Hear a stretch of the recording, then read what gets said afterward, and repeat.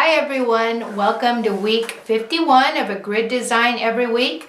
This week I've got one that's pretty simple. I'm calling it stair steps because that's what it looks like. But it's a very geometric angular design, very easy to do. When I did it, I think it looks like it would look great in a man's quilt or something with sort of like Native American designs. That's what it reminds me of, but I'm sure you'll find lots of uses in your quilts for it. So come on over and I'll show you how to do it.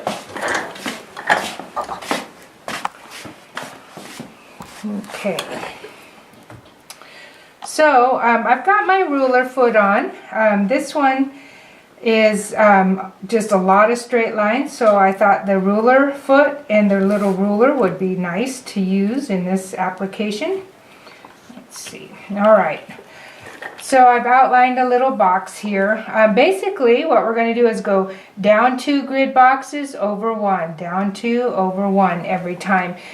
It gets a little confusing when you're trying to get the spacing right on all of the other lines, but we'll get our first line set and then go from there. So I'm going to set my ruler there, and I'm going to go down 2 grid boxes. And over 1.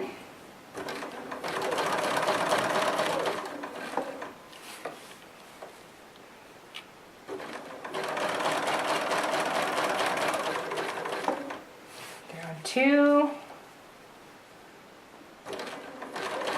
Over 1.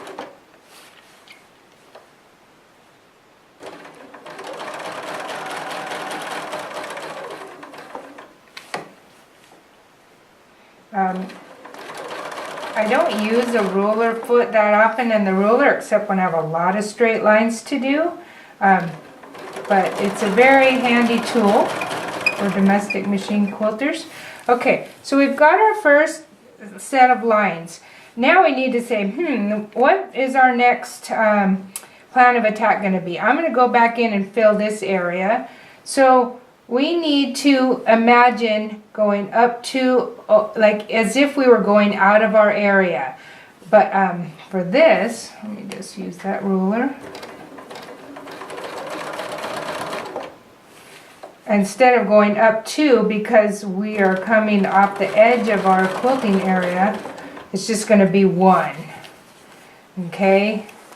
If I did 2, it would be identical to the first line, and they would intersect each other, which I don't want. Okay, so we pretended it was up 2 over 1. Now we're going to get back on our regular track, up 2. Hopefully you can see with my hand there. And over 1. And up 2. And over 1. Okay, so you can kind of see we've got these little stair steps. Now I need to fill in this again. What do I need to do? I need to get down to where that first line, do you see how those corners are offset? That's what we want. So let me go on down to the next area. This one requires a little bit of thought. Alright, so we went down 2 on the edge there, and we're going over 1 and down 2. Now if we went over 1, it would be on the edge of our quilt. Alright, so let me just fill in the rest of the bucket. It's kind of hard to see. It's always hard to see until I pull it out of the machine. Oops, I got off on that one. Okay, I need to think about this. Let's see. We need to get over there. That one's there. Yeah. So here we go. Up. Yes. Let me see. Walk down. Okay, I see what we got to do. We got to go up 1 here. So let's look at this. So we have the 1, 2, it skips, over 1. You know, I'll tell you, this is a confusing one to me. I did draw it out. Something that will help you if you're interested in seeing it drawn out is Valley Schiller has done a little tutorial on this on a different design, but this is the first portion of her design. So if you go to valleyschiller.com and look at her drawn out instructions, you're going to get a better feel for this one. It originates with a sashiko design called, let's see, Juji Tsunagi, if you can remember that, Juji Tsunagi. That's the sashiko design that this is a part of. And Valley really gets into the weeds on this, drawing it out on the grid paper. So my tutorial, if I'm just getting you confused, I urge you to check out her website if you like this one. All right, so we got, you can see our little stair steps. Okay, so they're good. So now I have to say, what's our next line going to be? That's where I get confused, is saying, where do I go next? I think once you do this, it gets more implanted in your mind. Just like with all of our grid designs, it takes a little bit of practice and getting it into your muscle memory. So down 2 over 1. That part's easy, right? Down 2 over 1. It's just when we move to a new line that we have to think about it.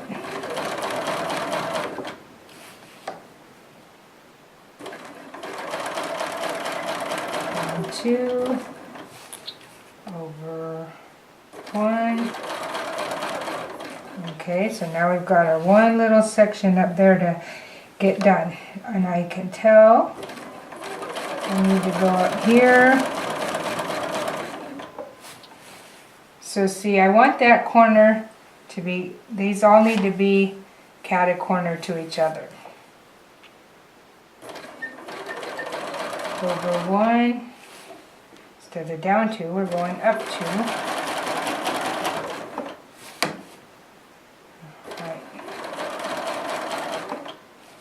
Alright, and this will be it.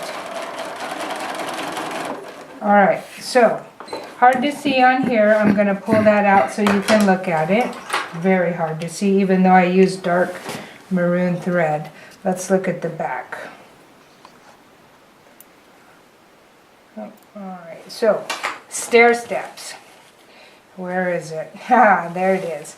Okay, now you can see how lovely that looks. So it's well worth the effort to get that established in your brain and your hands. Down, well, this was part of one, but it'd be down 2 over 1, down 2 over 1, down 2 over 1, down 2 over 1. So if you can do that, it's very pretty, and you can see why I said it's got a great masculine look to it, or I really think it looks like a Native American design. So, but like I said, it originates with a sashiko design called Juji Tsunagi, and Valley Schiller at valleyschiller.com, VALLISHILLER. It could be SCHILLER.com. She goes into that extensively and has a whole nother design based upon this that you can learn that's beautiful. So check her out. All right. That is it. That's what I'm calling stair steps for week 51 of a grid design every week.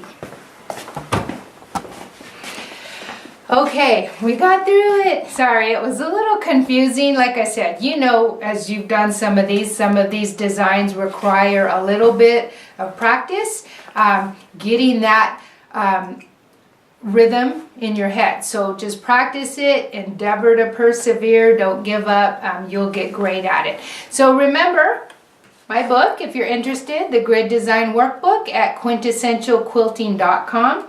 And next week is week 52, and that means that's our last week for the whole year. So I've got a beautiful design to show you, and I hope you'll join me for that. I'll see you all then. Bye.